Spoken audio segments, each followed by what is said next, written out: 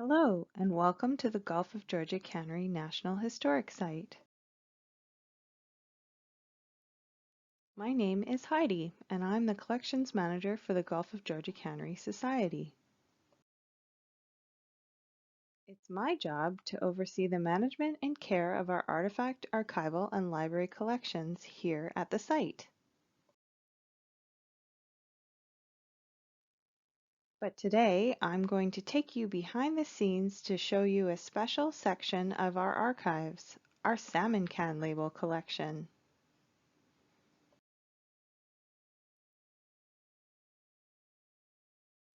You will see labels that appeal to the whimsical, softer side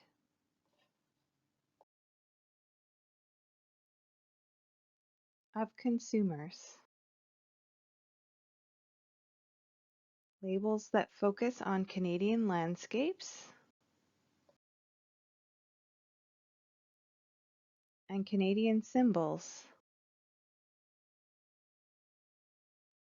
as false as some may be in their representation.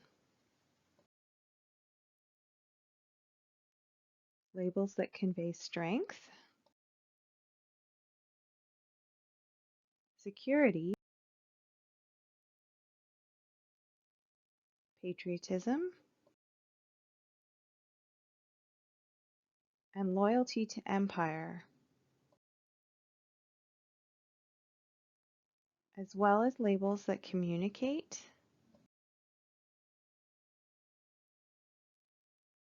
the idea of the highest standards, and many others. I think you probably get the picture.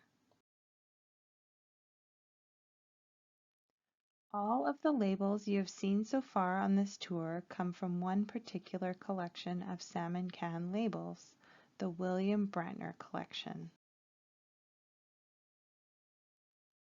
This collection consists of 5 photo albums containing close to 700 unique labels that were collected by William Branter and later donated to our collection by his family in 2015.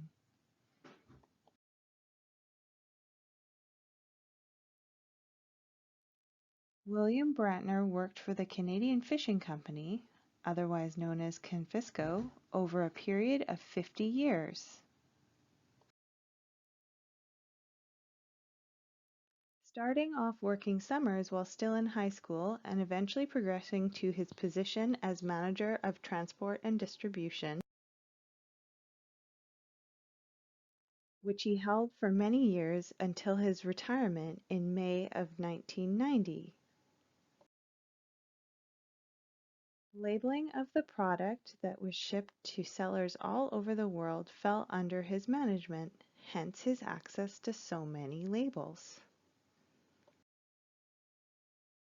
While I would love to show you each and every one of the labels in these 5 books, it would probably take all day. So instead, I have chosen a few of my favorites to share with you here.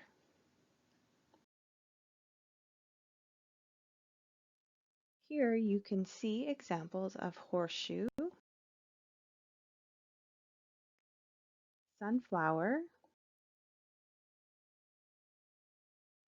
and tiger brand labels. If you take a closer look, you will notice that all the labels say Todd's on them, though some say Canadian Fishing Company as well. That's because they originally belonged to the canning company J.H. Todd and Sons, which operated in BC from 1881 until 1954, when they were purchased by Confisco. Though the horseshoe brand label that I have here is a newer version, probably printed sometime in the late 1970s, this brand is actually the first brand of salmon to be officially trademarked in BC in 1882.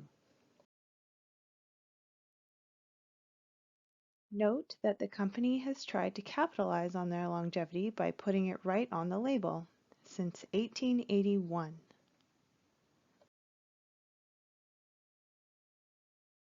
Sunflower is another brand that survived many years of use by J.H. Todd and Sons and later Canfisco. On these examples, you may notice the black markings above the word pink and grade B stamped beside them.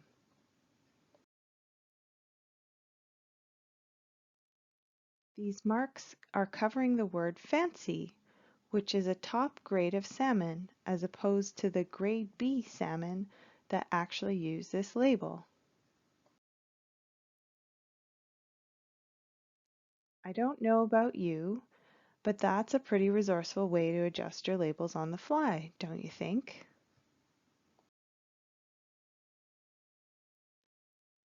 Now, Tiger brand. I just love these images. It's quite a terrifying looking tiger with its ears pinned back and teeth showing.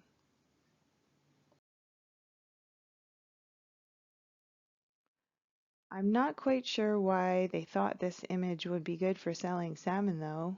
What do you think? I don't know about you, but this gold plate label appeals to me. It's a simple, but at the same time glitzy design with its embossed lettering and gold details, and a brand name that evokes a sense of luxury.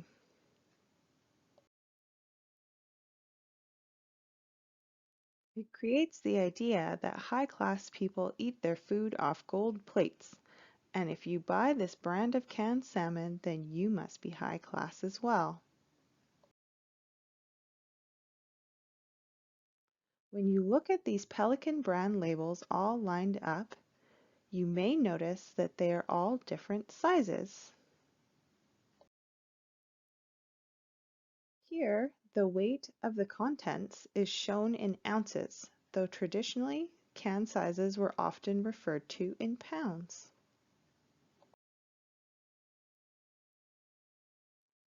£1 talls, half-pound flats, and quarter-pound flats. And finally, a tour of this label collection would not be complete without a closer look at some of Canfisco's signature red and gold seal labels featuring the character of Sammy Gold Seal. Believe it or not, in the 1940s, Canfisco commissioned the Walt Disney Company to create this friendly character to help market their products. This was a response to much of the canned salmon pack being shipped overseas during the Second World War, leaving little to no product left for domestic markets.